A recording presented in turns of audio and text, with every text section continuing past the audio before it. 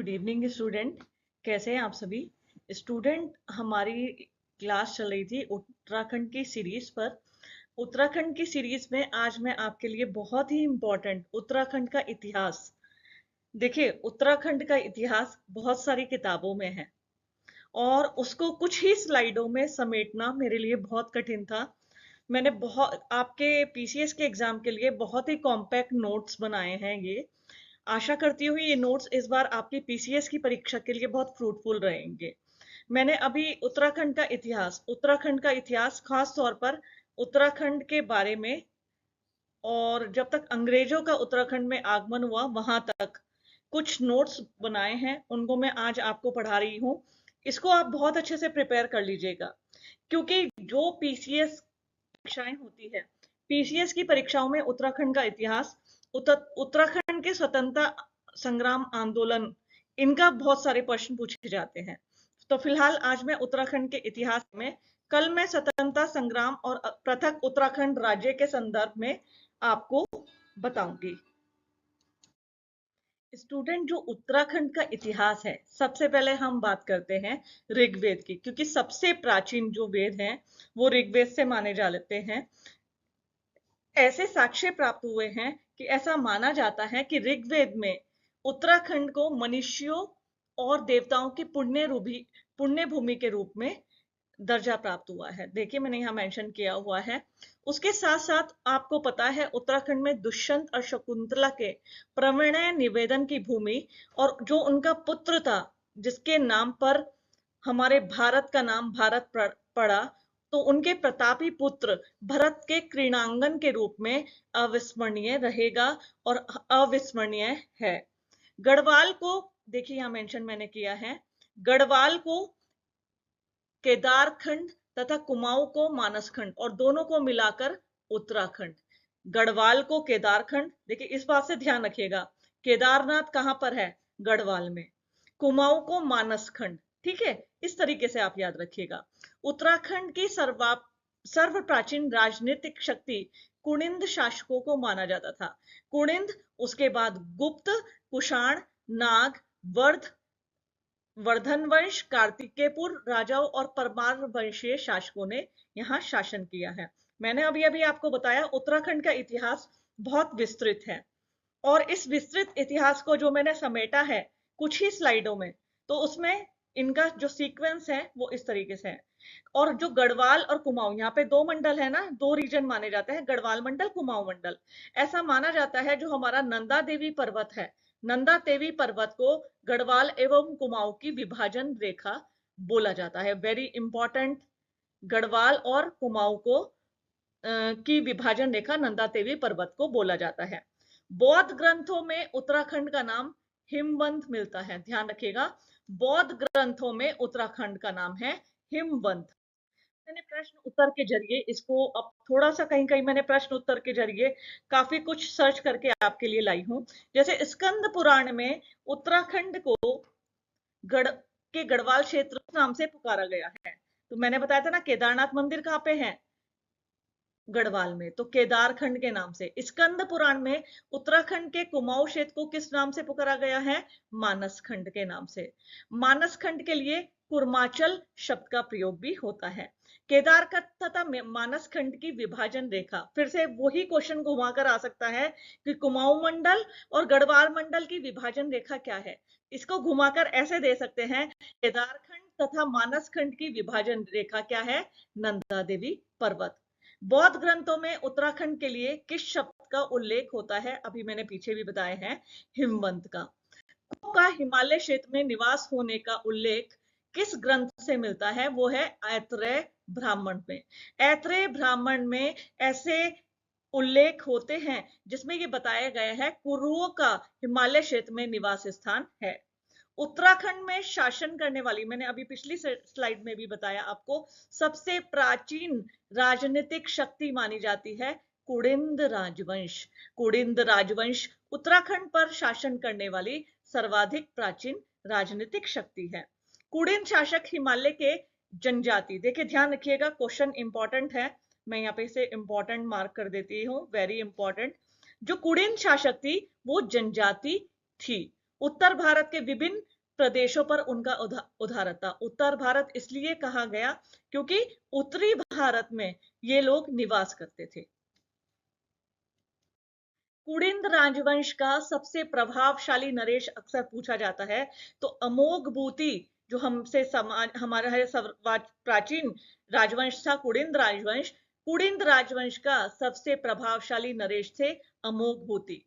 कृतपुर राज्य की स्थापना किसने की थी? कृतपुर राज्य की स्थापना कुड़िंदों ने की थी। 700 ईस्वी से 1050 ईस्वी तक कार्तिकेयपुर राजवंश, जिसकी राजधानी क्या थी? जोशीमठ के दक्षिण में कार्तिकपुर थी। निम्बर, ललित चूलदेव, सलोणादित्य इसके प्रतापी राजा थे। कार्तिकेयपुर के पश्चात कत्यूरों की चर्चा मिलती है। देखिए, मैंने अभी अभी आपको बताया इतिहास बहुत लेंदी है, उसको कुछ स्लाइडों में समेटना बहुत मुश्किल था। इसके एग्जाम के बाद मैं आपको उत्तराखंड का इतिहास बहुत विस्तार से पढ़ाऊंगी। तो कृतपुर राज्य में कौन कौन से क्षेत्र सम्मिलित है? अक्सर क्वेश्चन पूछा जाता है एग्जाम में, इंपॉर्टेंट मार्क कर लीजिए इसको। कृतपुर राज्य में उत्तराखंड वर्तमान जो उत्तराखंड है, हिमाचल प्रदेश है जो वर्तमान में, और रोहिलखंड के उत्तरी क्षेत्र को कृतपुर राज्य में सम्मिलित किया जाता है। देखिए, देहरादून के पास कालसी है। कालसी जो है वो देहरादून के पास है, में अशोक के शिलालेख हैं। तृतीय एवं चतुर्थ सदी के इस शिलालेखों में ऐसा मेंशन, मतलब ऐसा हमें पाया गया है, उसमें लिखा मिला है कुड़िंद शासक सर्वप्राचीन शक्ति थी। किसमें? जो कालसी के में अशोक के शिलालेख मिले हैं, और वो कहां पर है? देहरादून के पास में। कुड़िंद जो थे, कुड़िंद के समय जो हमारे फेमस प्रसिद्ध स्थल थे, ऋषिकेश को वीरभद्र से जाना जाता था। आपने देखा होगा ऋषिकेश में आज भी वीरभद्र नाम से एक जगह है। कोटद्वार को मोरध्वज और काशीपुर को गोविशाण। कुड़िंद के पास कृतपुर राज्य, ठीक है। कुड़िंद शासक मतलब कृतपुर राज्य में वीरभद्र ऋषिकेश को, मोरध्वज कोटद्वार को और गोविशाण काशीपुर को कहा गया है। इसको इंपॉर्टेंट मार्क कर लीजिए बच्चों, आप सभी इंपॉर्टेंट। चीनी यात्री, देखिए चीनी यात्री हेंगसांग ने स्वर्णगोत्र नामक राज्य का उल्लेख किया। उन्होंने कहा स्वर्णगोत्र नामक राज्य उत्तराखंड में उन्होंने बताया जहां स्त्रियां राज्य करती थी। उन्होंने ऐसा बताया हेंगसांग ने कि यहाँ पे स्वर्ण गोत्र नामक राज्य है जिसमें स्त्रियां शासक होती हैं। कृतपुर के शक राजवंश की सत्ता किसने समाप्त करके उत्तराखंड पर अपना अधिकार स्थापित कर लिया था? तो नागों ने कृतपुर के शक राजवंश की सत्ता समाप्त कर उत्तराखंड पर अपना अधिकार स्थापित कर लिया था। तो इसका आंसर होगा नागों ने। 6वीं शताब्दी के उत्तरार्ध में इसने नागों की सत्ता समाप्त कर उत्तराखंड पर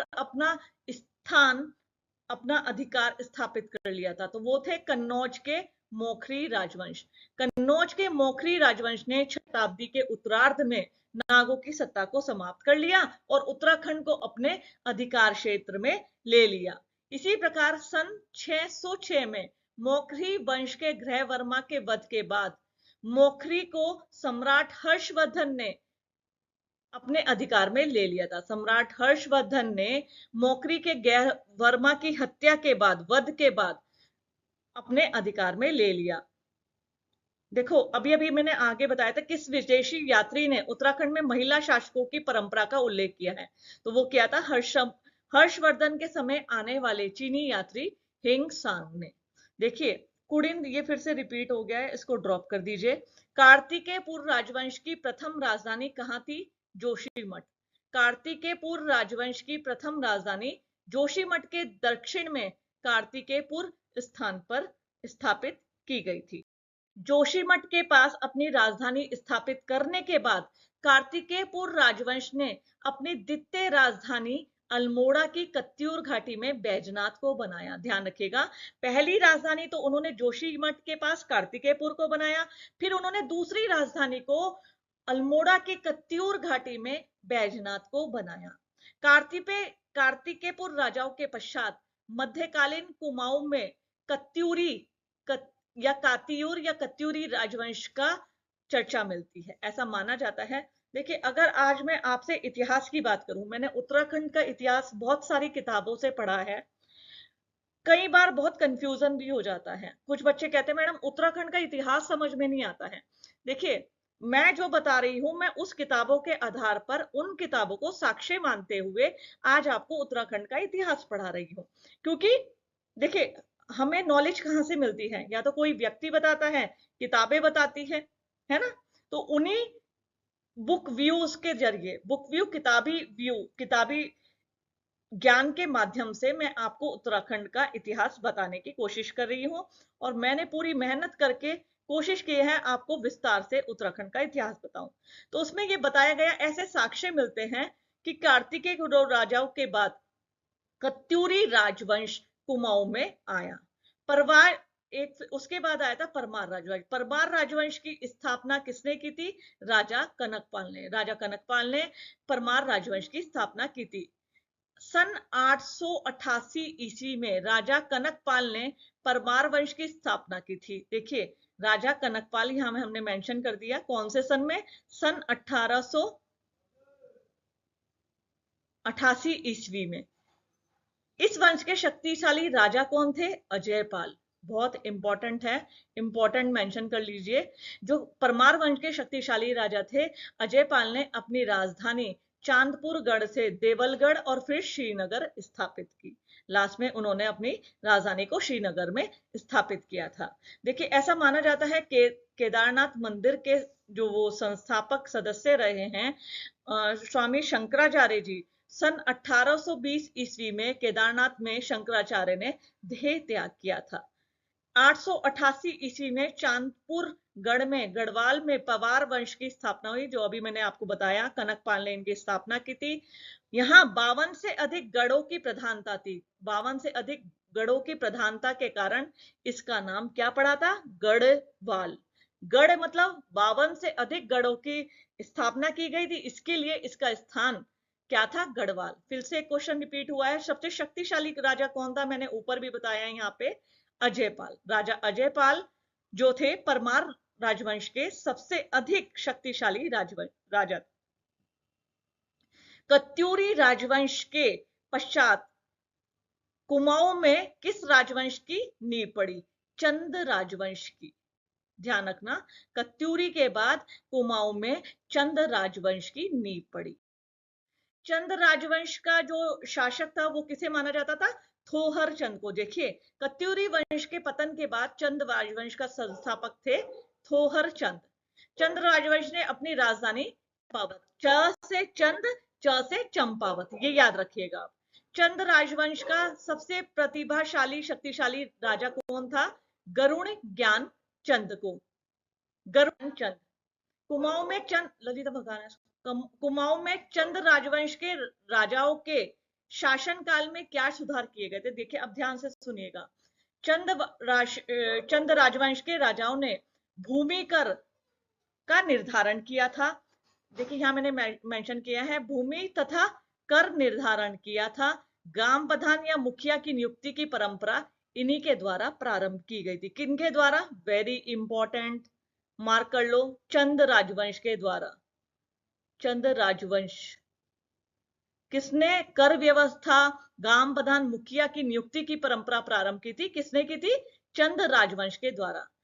चंद राजवंश का एक राज्य चिन्ह था गाय। देखिए, ध्यान दीजिए, यहाँ पे मैंने मेंशन किया है, चंद राजवंश के राजाओं का राज्य चिन्ह था गाय। और वो ये गाय उस समय उनके झंडों पर, सिक्कों पर, मोहरों पर अंकित रहता था। देखिए, जैसे जहां का कोई सिंबल होता है उसको उस पे अंकित करने की प्रथा थी।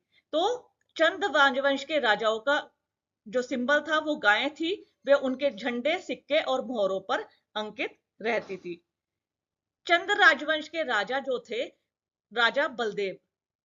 देखिए, राजा बलदेव कल्याण चंद।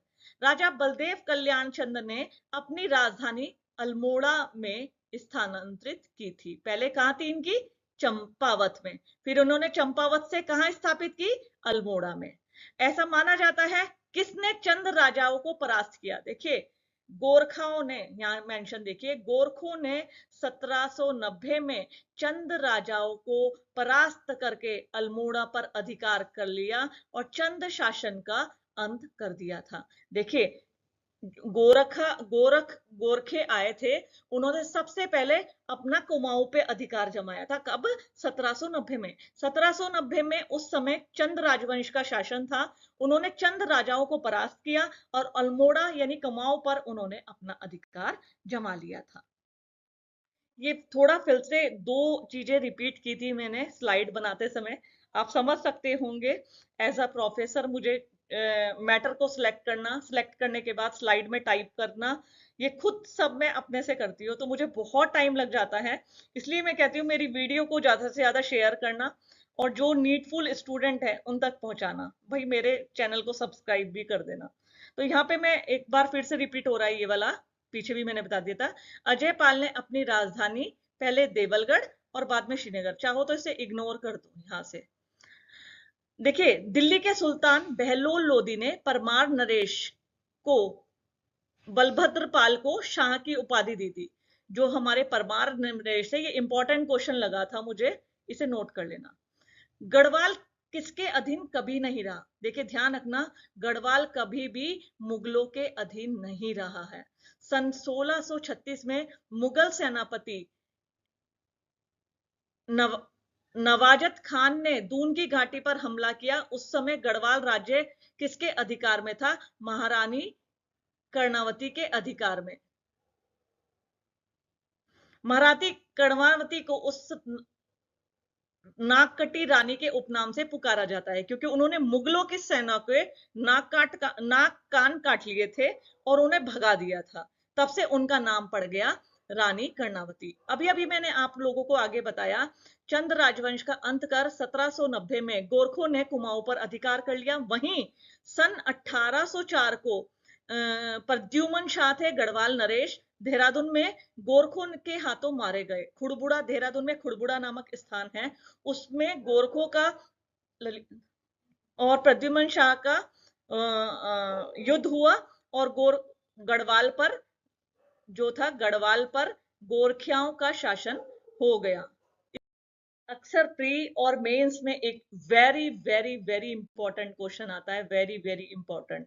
गोरखियाणी क्या से क्या तात्पर्य है? गोरखियाणी, देखिए गोरखियाणी का मतलब है, जब 1790 में गोरखाओं ने कुमाऊं पर अधिकार जमा लिया और 1804 में प्रद्युमन शाह को हराकर कहां अधिकार जमा लिया? गढ़वाल पर, ठीक है। और इस बीच उन्होंने बहुत आतंक मचाया, बहुत उत्तराखंड वासियों पर बहुत अन्याय अत्याचार किए। उनके इस काल को, अन्याय अत्याचार वाले भरे इस काल को, शासन काल को गोरखियाणी के नाम से जाना जाता है। गोरखों का शासन तथा गढ़वाल पर क्रमशः कुमाऊं पर 25 वर्ष और गढ़वाल पर 12 वर्ष तक रहा। उनके शासन काल में संपूर्ण उत्तराखंड वासियों को असहनीय अत्याचार, अन्याय, दमन का सामना करना पड़ा। गोरखाओं के इस क्रूर व अनैतिक शासनकाल को गोरख्याली, गोरखियाणी इन नामों से संबोधित किया जाता है। इसे वेरी वेरी इंपॉर्टेंट मार्क कर लो बच्चों सभी, गोरख्याली या गोरखियाणी के नाम से जाना जाता है। देखिए यहां मैंने डेट भी मेंशन की है, जब गढ़वाल नरेश प्रद्युमन शाह को 14 मई 1803 को गढ़वाल गोरखा के बीच मैदान में निर्णायक युद्ध हुआ, जिसमें प्रद्युमन शाह वीरगति प्राप्त हुई तथा संपूर्ण उत्तराखंड पर गोरखाओं का अधिकार हो गया। 1790 में गोरखाओं ने कुमाऊं पर और 1804 में गढ़वाल पर अधिकार कर लिया। और गढ़वाल नरेश प्रद्युमन शाह की मृत्यु के उपरांत उनके पुत्र सुदर्शन शाह ने अंग्रेजों से सहायता मांगी। उन्होंने जब गोरखों से वे परेशान हो गए, तो जो प्रद्युमन शाह के पुत्र थे उनका नाम था सुदर्शन शाह। सुदर्शन शाह गए अंग्रेजों की शरण में। उन्होंने अंग्रेजों को कहा कि आप आइए और गोरखाओं को हराने में हमारी मदद कीजिए। जब राजा सुदर्शन शाह ने अंग्रेजों से मदद मांगी, तब अंग्रेजों ने, यहां देखिए मेंशन किया है, अक्टूबर 1814 में गढ़वाल राज्य की सहायता के लिए अपना सेना भेजकर गोरखों को पराजित कर दिया। तब 1815 में गढ़वाल कुमाऊं पर अंग्रेजों का अधिकार हो गया। उन्होंने गोरखों को परास्त कर दिया। तब 1815 में गढ़वाल और कुमाऊं, थोड़ा स्पेलिंग मिस्टेक हो गई, कुमाऊं, गढ़वाल और कुमाऊं पर अंग्रेजों का अधिकार हो गया। फिर सन 27 अप्रैल 1815 में कर्नल एडवर्ड गार्नर प्रथम कमिश्नर तथा एजेंट नियुक्त किए गए। वेरी वेरी इंपॉर्टेंट, फिर से ध्यान रखना सभी लोग, very important, very important. Singoli की संधि क्या है, ये भी बहुत इंपॉर्टेंट है। अंग्रेजों और अंग्रेजों ने गोरखों के साथ 27 अप्रैल 1815 में संधि की थी, जिसमें कुमाऊं गढ़वाल निकटवर्ती क्षेत्रों को ब्रिटिश राज्य में मिला लिया गया था, जिसमें कुमाऊं तथा गढ़वाल के निकटवर्ती क्षेत्रों को ब्रिटिश राज्य में बना लिया। ब्रिटिश गढ़वाल की राजधानी श्रीनगर को बनाया गया। कुमाऊं पर अंग्रेजों का अधिकार 27 अप्रैल 1815 को था। संपूर्ण कुमाऊं और आधे गढ़वाल पर, क्योंकि देखो जब राजा सुदर्शन शाह ने अंग्रेजों से कहा आप लड़ने आइए, तो जब अंग्रेज जीत गए तो उन्होंने आधा शासन तो दे दिया सुदर्शन शाह को, और आधा शासन और पूरा कुमाऊं, आधा गढ़वाल और पूरा कुमाऊं अपने अधिकार क्षेत्र में रख लिया था। तो संपूर्ण कुमाऊं और आधे गढ़वाल पर अधिकार करने के पश्चात अंग्रेजों ने यहाँ कर्नल एडवर्ड गार्नर, सॉरी वो मैंने 27 अप्रैल बताया था, कर्नल एडवर्ड गार्नर की नियुक्ति की थी। वो की थी 3 मई 1815 को। 3 मई 1815 को अंग्रेजों ने colonel Edward Garner, very very important मानना इसे, very very important, very very important. देखिए बच्चों, एक वेरी इंपॉर्टेंट घटना और थी, पेशावर कांड। ये अक्सर एग्जाम में, मैंने तो मेंस में भी इसको फेस किया है इस क्वेश्चन को। पेशावर कांड क्या है, देखिए 23 अप्रैल 1930 को गढ़वाली सैनिकों ने वीरचंद सिंह गढ़वाली के नेतृत्व में पेशावर के पठानों पर गोली चलाने के ब्रिटिश सरकार के आदेश को इनकार कर दिया था। इतिहास में यह घटना पेशावर कांड के नाम से चर्चित हुई, और इसके नायक कौन थे, वीरचंद्र सिंह गढ़वाली जी। ये हमारे कोटद्वार से ही हैं। तो वीरचंद्र सिंह गढ़वाली जी पेशावर कांड के नायक माने जाते हैं। ऐसा माना जाता है कुमाऊं के राजा गुरसिंह देव एवं टिहरी गढ़वाल नरेश सुदर्शन शाह का राजेशित कवि पूछा जाता है, तो कवि थे लोकरत्न गुमानी पंत। तो बच्चों ये मैंने हिस्ट्री को, एंशंट और मिडिल हिस्ट्री को कंपाइल किया है। मॉडर्न हिस्ट्री में आपको कल की क्लास में पढ़ाऊंगी, क्योंकि वो बहुत इंपॉर्टेंट है, अक्सर उसमें से नंबर ऑफ क्वेश्चन पूछे जाते हैं। तो आप सभी इसको विस्तार से पढ़ लीजिएगा, मेरी वीडियो को अन्य बच्चों तक पहुंचाइएगा, और मुझे कमेंट करके जरूर बताइएगा ये आपको इतिहास कैसा लगा।